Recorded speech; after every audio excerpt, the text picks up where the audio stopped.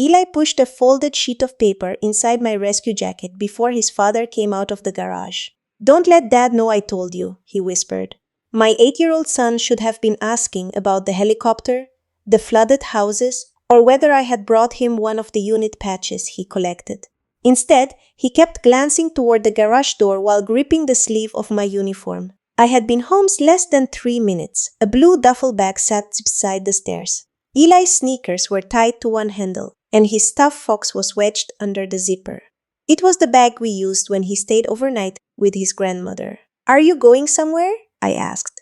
He pressed one finger against his lips. The garage door opened before he could answer. My husband, Aaron, stepped into the kitchen carrying a cardboard box of canned food. He smiled too quickly. "You're early." Our relief crew arrived ahead of schedule. He put the box on the counter and wiped his hands on his jeans. "We were putting together donations for the church." The duffel bag contained Eli's inhaler, 3 school uniforms, underwear, his tablet charger, and the framed photograph he kept beside his bed. That was not a donation bag. I bent to hug my son, using the movement to keep Aaron from seeing me slip the folded paper into the inside pocket of my jacket. Eli held on longer than usual. His ribs felt narrow beneath my arms. Aaron watched us. "You look exhausted," he said. "Why don't you shower? I'll make coffee." It sounded considerate. 4 days earlier, I would have heard it that way. I was part of a Coast Guard helicopter crew temporarily assigned to assist after severe flooding cut off several rural communities. My job required me to enter situations other people were trying to escape. I knew how to examine damaged equipment without disturbing it, and how to notice the detail that did not belong. At home, I had trained myself not to do that. I had spent years explaining away Aaron's resentment whenever duty pulled me, from birthdays, school events, or ordinary Tuesday dinners. I told myself his irritation came from worry. I told myself his questions about my schedule meant he missed me. Most of all, I told myself that a marriage could survive almost anything if one person remained patient enough. Eli released me and stepped back. "Go wash up," Aaron said. "You smell like jet fuel." I walked upstairs without mentioning the duffel. Inside the bathroom, I locked the door and unfolded the paper. It was a student withdrawal form from Eli's elementary school. The requested final attendance date was Friday, 2 days away. The destination school was listed in Tennessee, nearly 700 miles from our home in North Carolina. At the bottom was my name. Beside it was a signature that looked like mine until I noticed the capital M. Whoever had written it had copied the shape from our mortgage papers, including a loop I had stopped using 3 years earlier after injuring my hand during training. Below the signature, someone had checked the box marked, "Both parents consent to permanent withdrawal." I photographed every page with my work phone, then slid the original into the waterproof evidence pouch I still carried from the mission. A soft knock came from the other side of the door. "Mom?" I opened it only wide enough for Eli to enter. He stepped inside and closed the door behind him. "Dad said we were going on an adventure," he whispered. "But he made me practice telling people you don't come home anymore." My hand tightened around the edge of the sink. "What people?" "A lady on his computer, and Aunt Melissa. Aaron's sister lived outside Knoxville." I wanted to walk downstairs and demand an explanation. I wanted to pull the duffel apart in front of him and make him account for every item.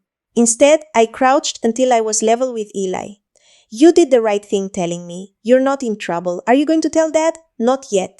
That answer frightened me almost as much as the form. I asked Eli to return to his room and act as though nothing had happened. Then I opened the school's parent portal from my phone. My password had been changed. The recovery email was still mine, so I requested an access link. When the confirmation arrived, it showed that the withdrawal form had been uploaded from my account at 9:14 Tuesday morning. At 9:14 Tuesday morning, I had been suspended beneath a helicopter over a flooded quarry, helping lift an injured man from the roof of his truck. Aaron had not merely planned to leave. He had begun constructing proof that I had agreed to it. I left the bathroom wearing the same expression I used when a rescue operation went wrong, but panic would only make it worse. Aaron was in the kitchen, slicing bread for grilled cheese sandwiches. The television carried storm coverage without sound. On screen, a helicopter hovered above a submerged highway while a reporter stood beneath an umbrella. "You made the news," Aaron said. "Not me specifically. You were out there, though." He kept his eyes on the skillet. I watched his hands instead. They moved steadily, but he had placed 3 plates on the counter. The blue duffel was gone. "Where's Eli?" I asked. "Upstairs." "And the bag?" Aaron glanced toward the hallway. "Melissa is collecting clothes for families displaced by the flooding." "With Eli's inhaler?" The spatula stopped against the pan. For half a second, his face showed something unguarded. Not guilt exactly, but fear that the door he had carefully closed was no longer latched. Then he smiled. "He must have tossed it in there. You know how he packs." Eli never packed without making a list. It was one of the habits he had inherited from me. I removed my jacket and hung it over the back of a chair, keeping the waterproof pouch pressed against my side. "How long has Melissa been organizing this collection?" "A couple of weeks. She didn't mention it when she called last Sunday." Aaron turned the sandwich. "Maybe because every conversation with you lasts 4 minutes before someone from work needs you." The accusation was delivered softly. That was how he made it difficult to challenge. He rarely raised his voice. He placed resentment on the table like a fact and waited for me to feel ashamed enough to accept it. I had accepted too much that way. My absences were real. So was the strain they caused. During hurricane season, Aaron handled school pickups, dentist appointments, grocery shopping, and the 100 invisible tasks that made a household function. When Eli was 5, I missed his first school play because a fishing vessel capsized offshore. I returned the next morning to find the paper moon from the stage taped above my pillow. Aaron had never let me forget that empty seat. For years, I believed his bitterness was the price of loving someone whose duty sometimes came first. I apologized before he asked. I switched shifts whenever I could. When he said our family needed more stability, I stopped applying for specialized training that would have advanced my career. I thought compromise meant proving I was not going to leave. I had not considered that Aaron might be preparing to leave first. We ate at the kitchen table. Eli barely touched his sandwich. Aaron filled the silence with questions about the rescue mission. "How many people did you pull out?" "7 during my shifts." "Any children?" "One teenager." Must feel good being needed. His tone remained pleasant, but Eli stared at his plate. After dinner, Aaron carried the dishes to the sink. I told him I needed to call my unit and confirm tomorrow's reporting time. That was believable enough that he did not follow me into the small office near the laundry room. I closed the door but did not lock it. My first call was to the school attendance clerk, Mrs. Hanley, whose number was listed on the parent portal. I expected voicemail. She answered from home. "I'm sorry to disturb you," I said. "I need to ask about Eli's withdrawal form." There was a pause. "Your husband said you were deployed and had limited access." "I was on a 4-day emergency assignment. I did not authorize a withdrawal." Her voice became more careful. "We haven't processed it yet." The request raised a question. What question? The destination school contacted us before the form was uploaded. They said Eli's father was seeking immediate enrollment because the child's mother had abandoned the household. The words landed harder because she did not say them cruelly. "I haven't abandoned anyone. I understand. That's why I held the paperwork." She explained that Aaron had also requested copies of attendance records and counseling notes. He claimed they were needed for a pending custody matter. The school had refused to release the counseling file without proper documentation. Did he provide a court filing? No, only a letter from an attorney. She could not send me the letter from home, but she promised to preserve everything and speak with the principal in the morning. Before ending the call, she added, "There was one other thing. Mr. Merce asked whether the school could confirm that Eli becomes distressed whenever your work is mentioned." I looked through the narrow glass panel in the office door. Aaron stood at the end of the hallway watching me. I lifted the phone slightly and said, "Yes, Chief. I'll report at 7. Aaron waited until I stepped into the hall. "Work problem? Just paperwork." He nodded, but his eyes moved toward the phone in my hand. That night, after he fell asleep, I checked the shared family calendar. Most entries were ordinary: soccer practice, dental cleaning, Melissa's birthday. 3 weeks earlier, Aaron had added an appointment under a vague title: consultation, family planning. The address belonged to a divorce attorney. I did not sleep. Aaron lay beside me, breathing evenly, while I watched the red numbers on the alarm clock move through the night. Once, he reached across the mattress and rested his hand on my waist. I stayed still until he rolled away. At 5:30, I got up, dressed for duty, and placed my wedding ring in the bathroom drawer. It was not a decision to end the marriage. Not yet. I simply could not wear it while pretending I had not seen the withdrawal form. I packed Eli's inhaler, birth certificate, 2 changes of clothes, and his favorite book into my duty bag. Then I photographed the contents of the blue duffel, which Aaron had hidden behind paint cans in the garage. My practical instinct told me to leave immediately. My emotional instinct made me hesitate. If I took Eli without explanation, Aaron might claim I was proving his accusation, that I used my job and unpredictable schedule to control access to our son. If I confronted him without advice, he could destroy records, accelerate whatever filing he had prepared, or take Eli while I was at the station. So I made an imperfect choice. I lied. At breakfast, I told Aaron that my unit needed me for a post-mission medical evaluation and equipment review. I said the station had offered temporary childcare because local schools were opening late after the storm. I can keep him, Aaron said. It may run into the evening. That's fine. His answer came too quickly. I poured coffee I did not drink. Ellie wants to see the helicopter. Aaron looked at our son. Since when? Eli stared down at his cereal. Since I promised him, I said. That was the lie. I had made no promise. Aaron studied me, then gave a small shrug. Okay, but bring him home before dinner. Melissa might stop by. The mention of his sister confirmed that the timetable was still active. I drove away with Eli seated behind me and watched the house disappear in the mirror. Only when we reached the highway did he ask, "Are we coming back?" His face tightened. I should have reassured him. Instead, exhaustion and fear made me answer too honestly. "I'm trying to make sure nobody takes you somewhere without telling me." He began to cry without making a sound. I pulled into a pharmacy parking lot, climbed into the back seat, and held him while he pressed his face against my uniform. That was my first real mistake after discovering the plan. I had given an 8-year-old a burden he could not understand. "This is adult business," I told him. "You don't have to fix it, and you don't have to choose between us." Dad said you already chose work. I felt the accusation where Aaron intended it to land. At the station, I called Lieutenant Dana Brooks, my flight operations supervisor, and the closest thing I had to a sister outside my family. Dana had known Aaron for 9 years. She had defended him when other spouses complained about his coldness at unit gatherings. When I showed her the withdrawal form, she read it twice. "You need a family law attorney," she said. "Not the command, not security, an attorney." I know, and Eli cannot stay in the operations building. I know that too. Dana did not offer to solve anything. She called her wife, Renee, who worked from home and had cared for Eli during previous emergencies. Eli knew her, trusted her, and would be safe there while I sought advice. Before he left with Renee, he pulled the stuffed fox from my duty bag. I had not realized he had taken it from the duffel. That small act told me he had believed Aaron's trip was real. The attorney Mrs. Hanley had recommended was named Simone Keller. She fit me into a cancellation that morning. I brought the photographs, portal emails, calendar entry, and a copy of Aaron's attorney information. Simone listened without interrupting. "Do you have any existing custody order?" she asked. "No. We are married and living together." "Any history of violence? No threats? Not directly." She explained that Aaron could legally travel with Eli as his parent, unless a court order restricted him. But permanently relocating the child while concealing the plan could become significant in a custody dispute.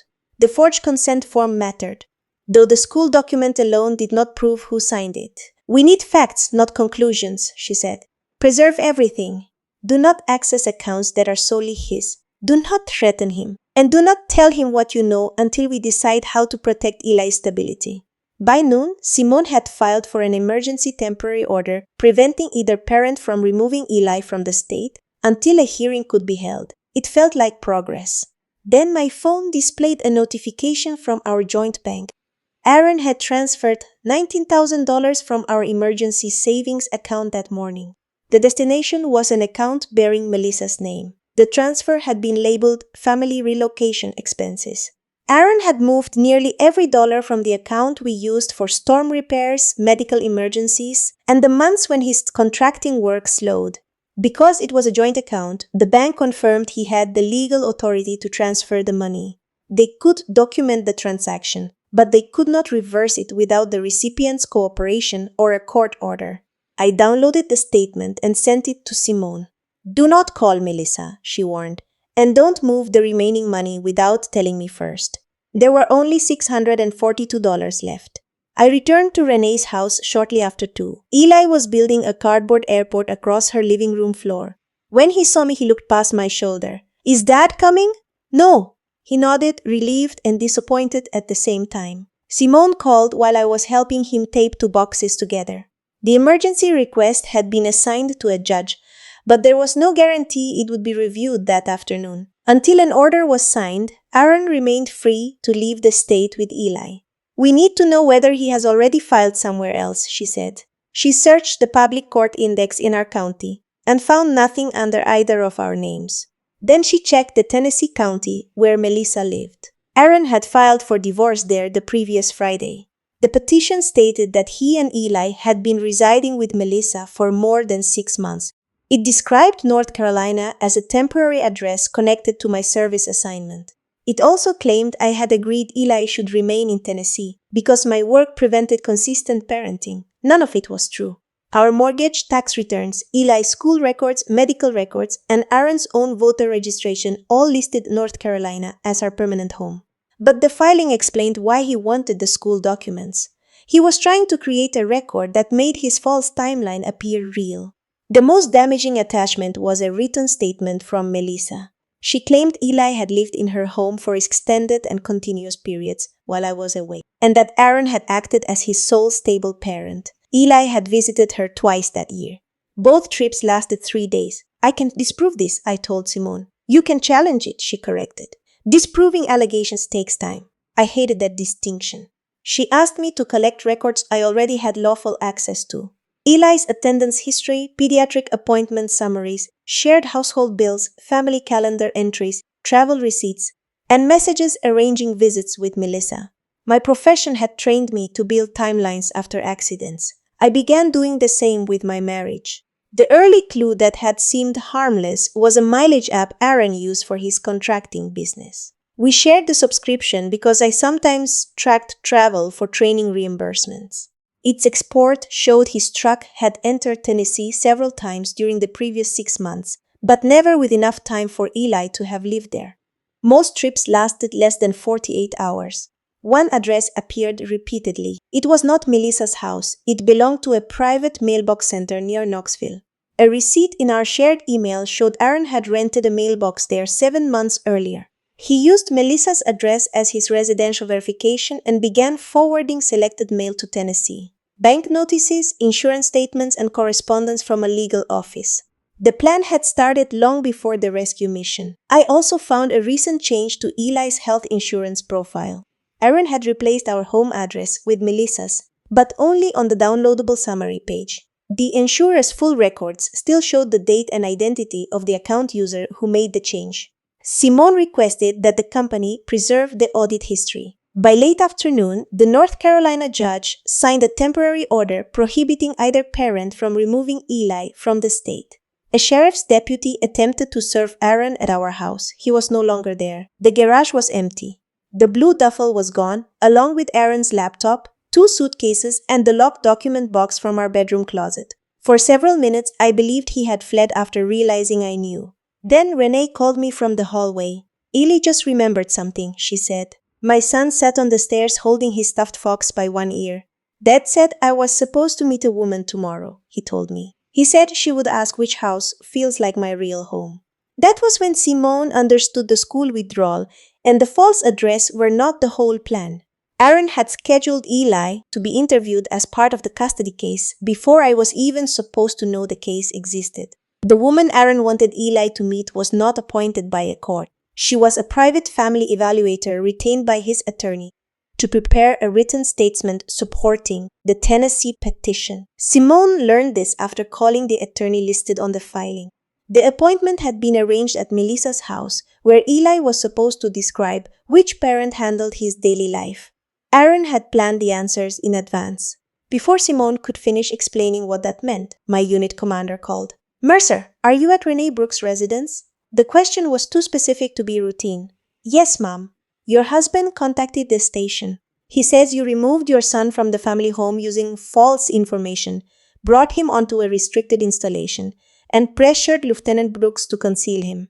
I looked toward the living room. Renee was helping Eli find batteries for a toy airplane. Dana had never entered the house. He was at the station for less than 20 minutes, I said. Then Renee picked him up. I'm not determining custody over the phone. But because Lieutenant Brooks is involved and your husband has alleged misuse of government resources, you are temporarily removed from flight duty while we document what occurred. The words were professional, not punitive. They still took something from me. Flying was not merely the part of my job I loved. It was where my judgment had always felt reliable. At home, I had ignored signs for months. In the aircraft, people trusted me to recognize danger before it became irreversible. Now Aaron had reached into that part of my life and made it uncertain too. I was ordered to report the next morning for administrative duty and provide a written account. Dana would be interviewed separately. Until the review was complete, neither of us could supervise the other. When I ended the call, Eli appeared in the doorway. Did Dad get you fired? No. It came out sharper than I intended. He lowered his eyes. I knelt beside him. I'm sorry. No, I wasn't fired. I just can't fly for a little while. Because I told you? The question stripped away what little control I had left. None of this is because you told me. He nodded, but I could see he did not fully believe it. Aaron called 5 minutes later. Simone had advised me not to discuss the case without recording the details afterward, but she had not told me to ignore him completely. I answered on speaker with Renee present. Where is Eli? Aaron asked. He's safe. I'm his father. I deserve more than that. You are preparing to take him to Tennessee without telling me. I was trying to give him stability. By forging my signature, his breathing changed. I didn't forge anything. Then, who did? Silence stretched between us. When he spoke again, his voice had lost its edge. You were gone, Mara. Again. The school called me when he was sick. I sat through the nightmares after every storm warning. I kept telling myself your next assignment would be the last one that came before us. For a moment, I heard the man I had married rather than the person who had built a case against me. Then he said, if you force this into court, your command will learn how often you left him.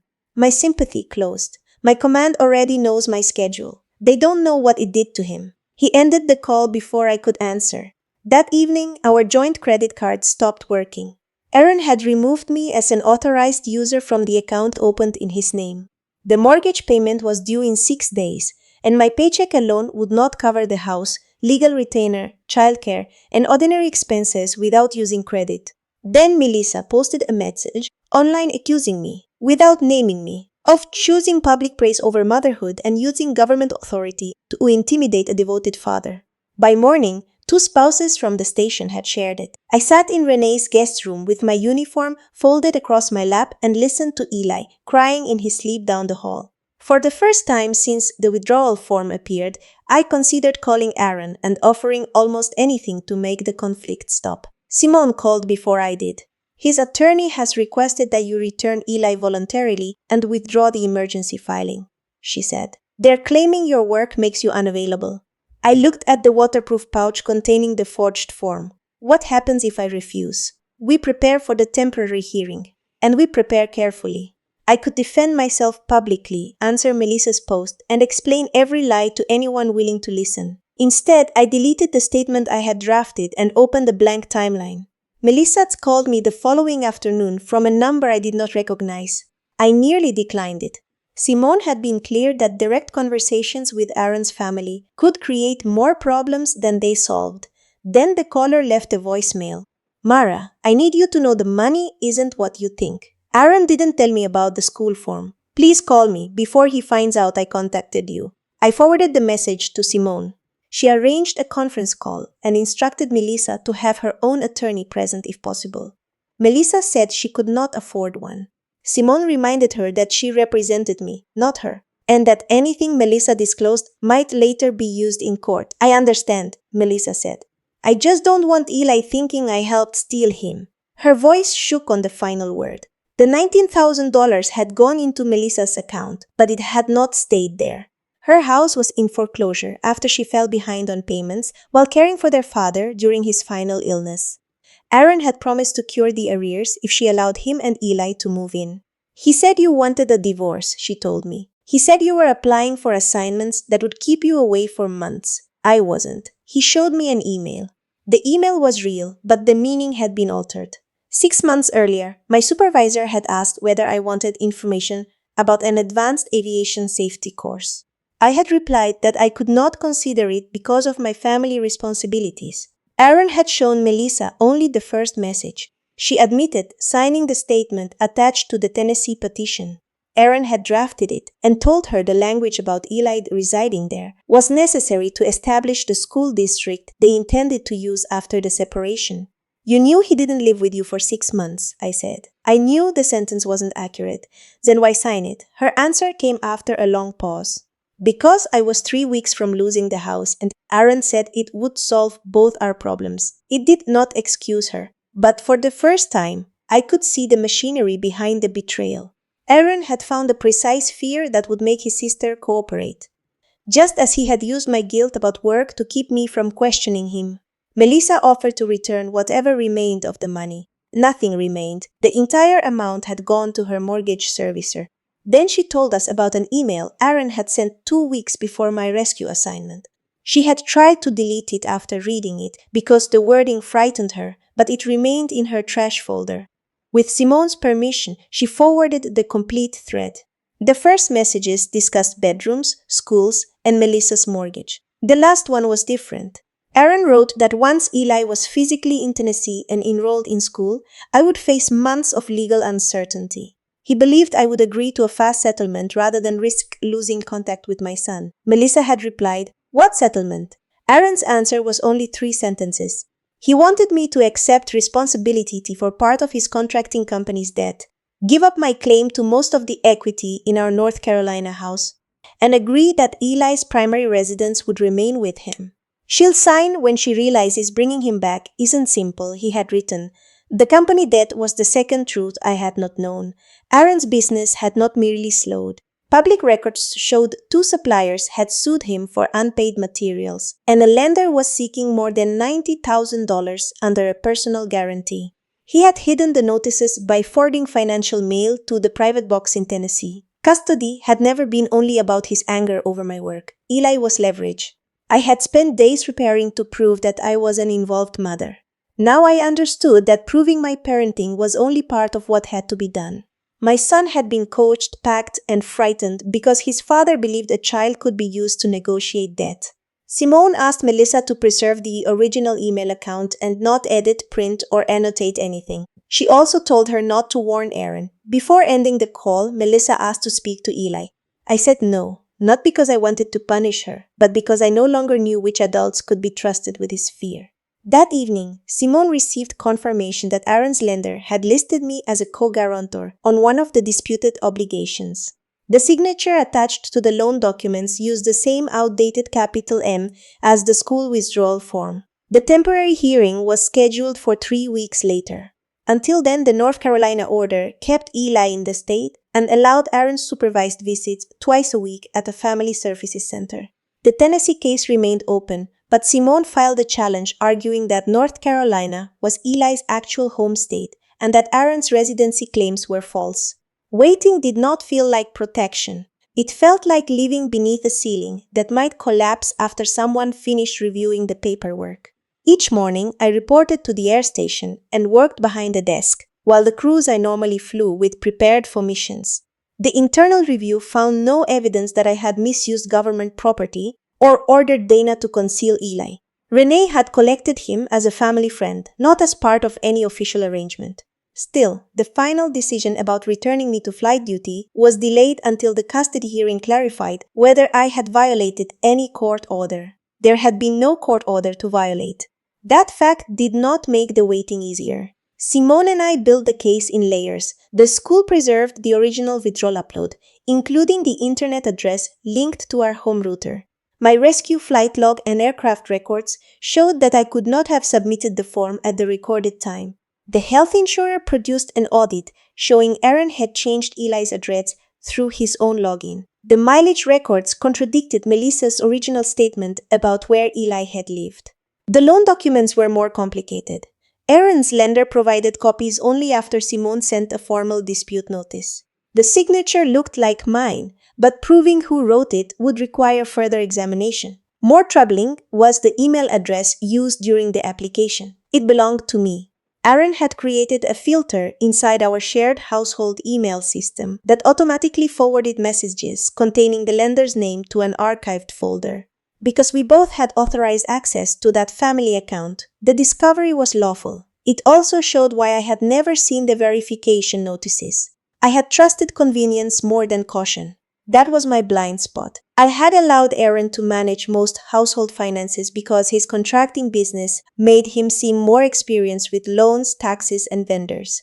Whenever he asked me to sign routine paperwork, I signed quickly, sometimes between shifts without keeping copies. He had not only deceived me, I had made deception easier. Aaron attended his first 2 supervised visits with Eli. The reports described him as affectionate but tense. He brought model airplanes, snacks, and a new backpack. Eli enjoyed seeing him until Aaron asked whether he wanted to live near Aunt Melissa. The supervisor stopped the conversation. After that, Eli refused to attend the next visit. Simone advised against forcing him immediately, but she also warned me not to treat his fear as proof that contact should end forever. Aaron was still his father. Protecting Eli meant allowing professionals to decide what contact could safely continue, not letting my anger make every decision. A week before the hearing, the court ordered us to attend mediation. Aaron had an opportunity to correct the false Tennessee filing, agree to temporary shared access under supervision, return the financial records, and place the disputed house funds in trust. I sat across from an empty chair for 40 minutes. His attorney finally arrived alone. Aaron would not participate unless I agreed to drop the allegation that he had forged my signature and accepted responsibility for half the company debt. Simone ended the session. The next morning, Aaron voluntarily dismissed the Tennessee divorce case. For several hours, I believed the most dangerous part of his plan had collapsed. Then Simone received a new filing in North Carolina. Aaron was no longer asking to relocate Eli. He was requesting temporary primary custody on the grounds that my emergency deployments, alleged financial instability, and escalating emotional behavior made our home unsafe. Attached was a statement from someone I had not expected to see, Dana. The statement was authentic, but incomplete. It confirmed that I had brought Eli to the station without advance childcare approval, and that I had appeared distressed after the rescue mission. Aaron had taken 2 true facts and built another false story around them. On the morning of the hearing, Dana was waiting outside the courtroom. "I wrote that for the internal review," she said. "I never gave it to him." Before I could ask how Aaron obtained it, the bailiff opened the doors. Aaron sat beside his attorney with both hands folded on the table. He looked thinner than he had 3 weeks earlier. For one disorienting second, I remembered him asleep beside me after Eli was born, too afraid to hold the baby without supporting his head with both palms. Then the judge began asking questions. This was not a divorce trial or a criminal proceeding. The hearing concerned temporary custody, jurisdiction, and whether either parent presented an immediate risk to Eli's stability. Simone had warned me not to expect every wrong to be resolved that morning. Aaron's attorney started with my duty schedule. He presented calendars showing emergency assignments, overnight shifts, and missed school events. He introduced Dana's statement as evidence that I had brought Eli to the station while emotionally distressed. Dana testified that the statement was written for an internal administrative review. "Did Chief Mercer ask you to hide her son?" Simone asked. "No. Did she use a government aircraft, vehicle, or facility to prevent Mr. Mercer from reaching him?" "No." "Did you believe the child was in danger while he was with her?" Dana looked at Aaron's phone before answering. "No," the judge asked how Aaron had obtained the statement. His attorney said it had been found in a family email account used by both spouses. Dana explained that, years earlier, Mara had listed that address for non-classified schedule notices and family readiness communication. A copy of her statement had been sent there automatically after the administrative review began.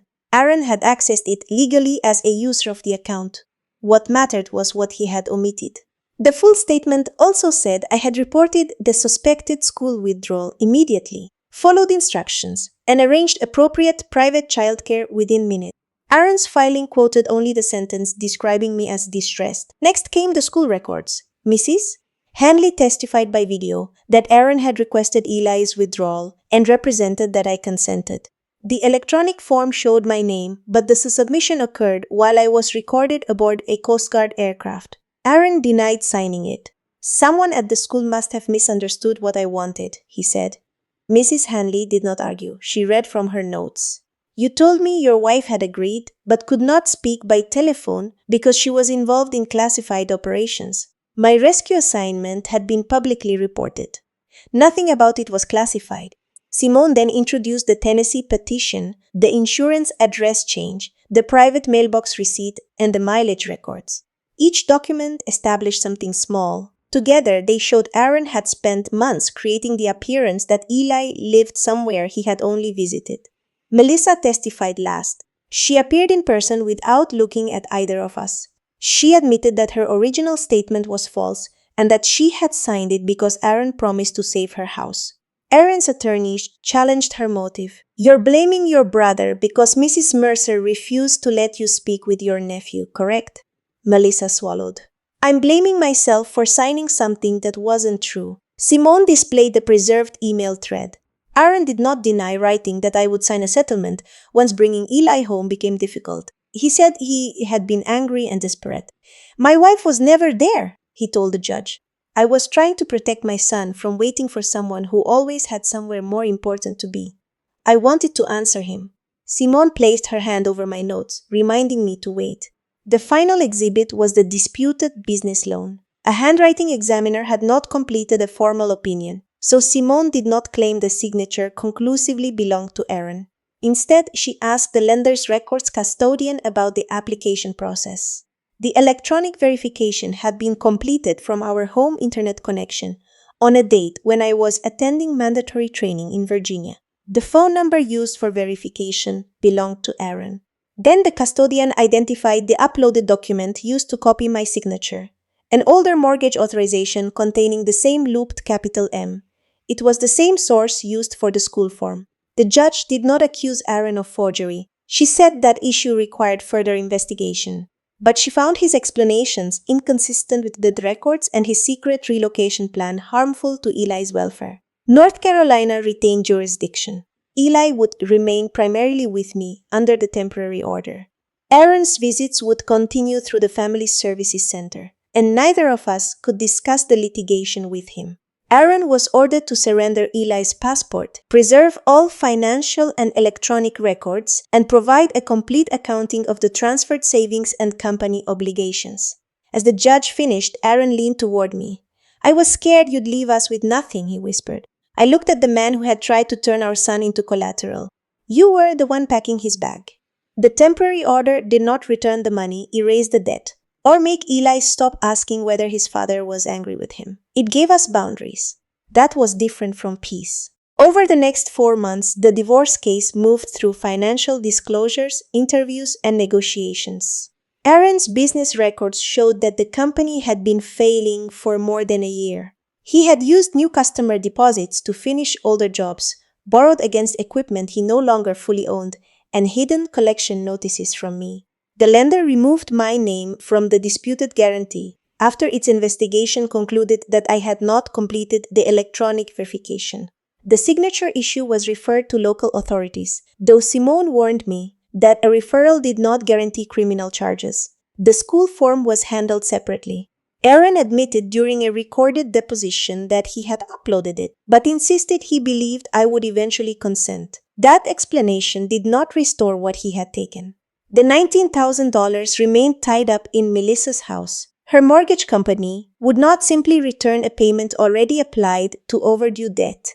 As part of the divorce settlement, Aaron accepted responsibility for repaying my share through the sale of his remaining business equipment and a reduced claim to the equity in our home. I kept the house, but only after refinancing it in my name. The payment increased enough that I had to give up several things I had assumed were secure. I sold the newer car, canceled a planned family vacation, and rented the spare room to a Coast Guard nurse for 6 months. Justice did not feel like receiving everything back. It felt like learning which losses could be calculated and which could not. The station completed its review and returned me to flight duty. My first week back, I stood beside the helicopter during inspection and found myself checking my phone every few minutes. I had spent years believing professionalism required complete trust in the people waiting at home. Now trust felt like something that needed documentation. Dana noticed. You can fly, she said. Or you can keep staring at your screen. You can't do both safely. I put the phone in my locker. That evening, Eli had a supervised visit with Aaron. He returned carrying the new backpack his father had given him weeks earlier. "That says he's getting an apartment," he said. "That's what I heard." He asked if I could sleep there when the judge says yes. I waited before answering. "How did that make you feel?" He shrugged. "I want to, but I don't want him to make me practice things." The family therapist later repeated that sentence in her report. Aaron's contact remained supervised for another 2 months, followed by short daytime visits without supervision. Overnight visits would depend on his compliance with counseling and his ability to avoid discussing the case with Eli. He did not lose his son, but he lost the right to decide alone what fatherhood should look like. Melissa wrote me a letter apologizing for the false statement. She did not ask for forgiveness. She enclosed copies of every message Aaron had sent about the relocation and offered to testify again if needed. I placed the letter in the file and did not respond for 3 weeks. When I finally called her, I said, "You can send Eli birthday cards, nothing more for now." She began crying. "I understand. It was not forgiveness. It was a boundary narrow enough that I could live with it." Aaron and I spoke alone after the final settlement conference. He looked exhausted, his shoulders bent beneath a jacket that no longer fit properly. "I didn't think you would fight me this hard," he said. "I wasn't fighting to punish you.